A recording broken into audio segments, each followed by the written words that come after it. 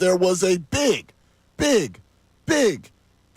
huge opportunity that the Phillies had here on the best show ever. We talked about it. They could have buried the Braves. And instead, now they end up not only not burying them, but they helped them. So let's get right to our word of the day. The word of the day today is predictable. Predictable. And what I mean by that is every naysayer on a day like today is correct.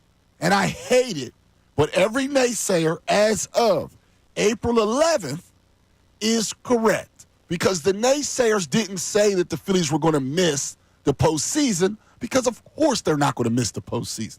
The naysayers didn't say, most of them, that the Phillies weren't good, because of course the Phillies are good. What the naysayers did say was that there were certain flaws in this team that would hold them back against the best teams. There were certain flaws with this team that would keep them from doing the only thing left for the Phillies to do. And you know what that thing is? Win a World Series, of course. And it was predictable. Now, the numbers are right in front of you. And right in front of you. But there's two players, and it's been a consistent thing. Now, Castellanos moves up and strikes out 5 times. Not every at-bat was bad, but we saw bad results every time. Somebody has to be able to bat behind Bryce Harper. At this point, maybe just go Turner, Harper, Schwarber, and don't care about the lefty-lefty situation so that Harper might get some pitches later in the game. But Alec Bohm against the Dodgers and against the Braves, 1 for 23. He was supposed to be your cleanup hitter to start the season. And Marsh, who we were sold was going to be an everyday player. And I have to give Andrew Salciunas credit in the morning. People can get mad at him if you want. There were certain financial restraints put upon Dave Dombrowski. Those financial restraints limited his ability to upgrade that outfield. And if they're trying to sell you on Marsh being an everyday center fielder, he goes 0 for 15 in the last 2 series. He's actually 0 for the month. I wish there was more to it right now. They're 8-4, and I know that's a good record. And I want to be logical with you, and I will be logical with you. We do know that they're 8-4, and that's a good record. If they play at that clip all year, they'll win a division.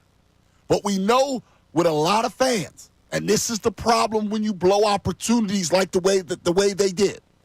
Fans are looking for certain things. So you win everybody over when you beat the Dodgers 2 or 3. You have a team that's crawling, so thirsty that they can't speak. Their lips are so chapped, they've cracked and bleeding.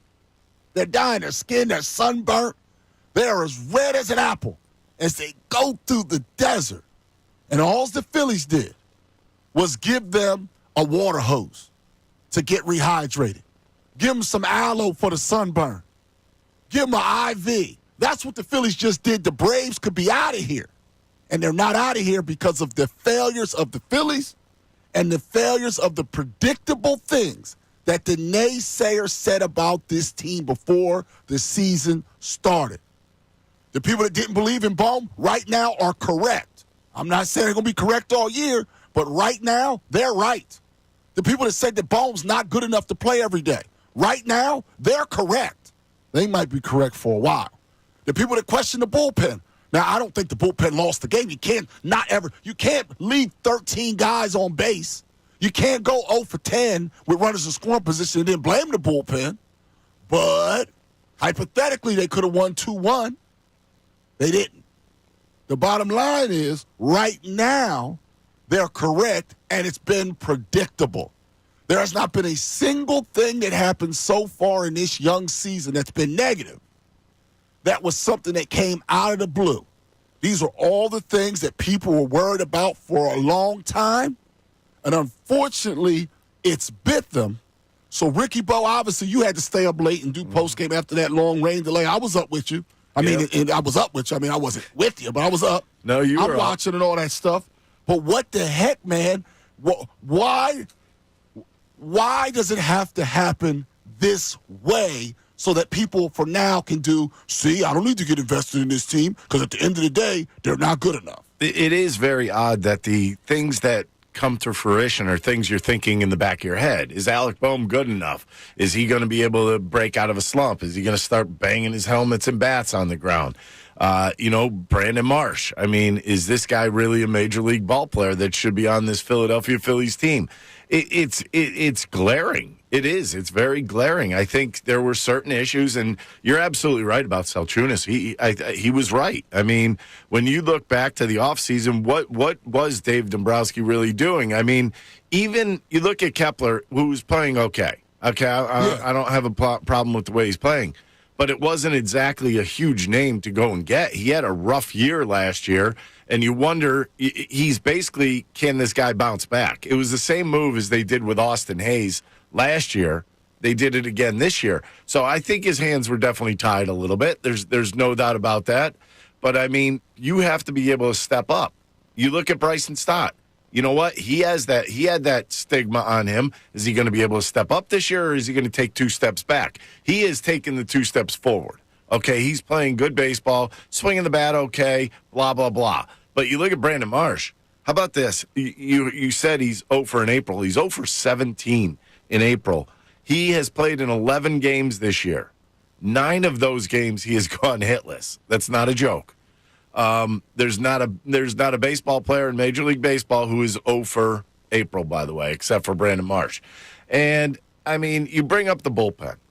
The bullpen. Oh, real fast, not to cut you off. Yeah. I thought what you said last night, I stayed up for it, was 1,000% correct. I'm sure you got some pushback. I'm so glad that you're about to say this right now. Everybody should listen to what Ricky said, because we got to be smart about this. Well, which part are you talking about? I'm talking about what you said last night about how at the end of the day it wasn't really on them. No, it's not on the bullpen at all. Yeah, but this is when you look at what the bullpen did last night. Number one, you come in with a runner on second base. It's almost a given that if you give a team 2 shots, they're going to score that run in one of those innings. Mm-hmm. So that's a tie game in itself.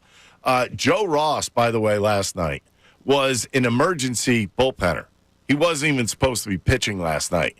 So, I mean, it was one of those things where they were trying to keep him off the mound, but because it goes into extra innings, you got to use these guys.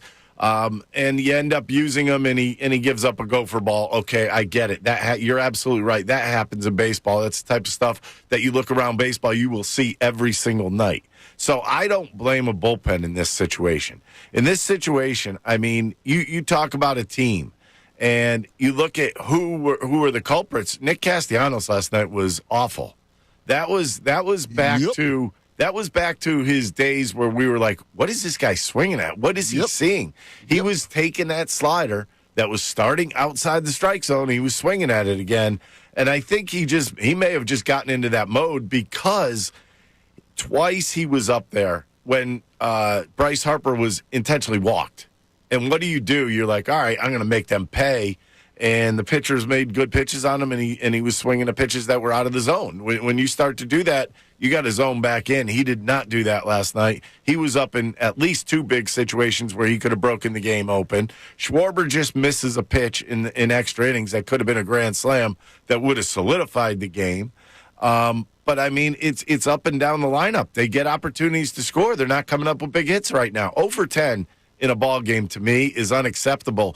Because when you think about it, they're getting on base. They're getting hits, but they're not getting them in big spots. You have to be able to drive some people in. This one's on the offense to me. 610-632-0975. Word of the day today. Predictable for now. The people that were concerned about the Phillies' issues for now. Now, they're still 8-4, so I'm not going to go crazy. But for now, they are correct. And I will say, they will regret that they did not bury the Braves. They had an opportunity, and a more mature, better team would have done it. They failed to do it. We'll talk about it today. Thanks so much, everybody, for watching. Really appreciate it. If you want more of this content, make sure you like and subscribe. And you can do that kind of over here if you want more of the best show ever.